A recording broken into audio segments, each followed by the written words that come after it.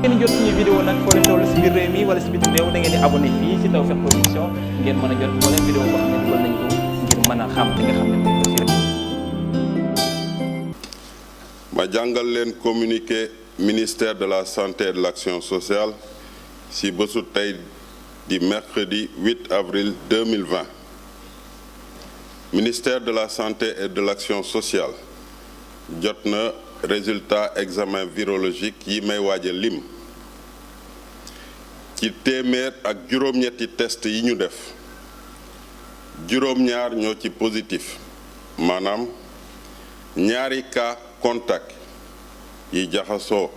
ak ñu yore doomu jàngoro bi ak juróomi cas communautaire juróom-ñett si ñi ñu hospitalisé woon wër nañu bésu tey ñi nga xam ne ñoo des ci hôpitaux yi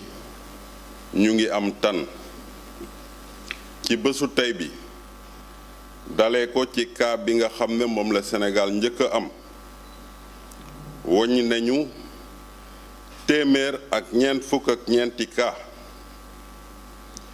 téeméer ak fukk ak ñett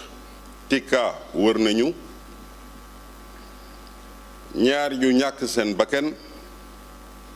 benn bu ñu évacué mu des téeméer ak ñaar fukk ak juróom-ñetti cas ci suñu structure hospitalière yi ministère de la santé et de l'action sociale mu ngi woo askan wi ñu sàmmonteeg digle yi nga xam ne moom la ñuy joxle maa ngi leen di gërëm di leen sant wasalaam. ngeen jot suñu vidéo nag foo leen toll si biir réew mi wala si bitim réew da ngeen di abonné fii si Tawfekh Production ngeen mën a jot moo leen vidéo boo xam ne dugal nañ ko ngir mën a xam li nga xam ne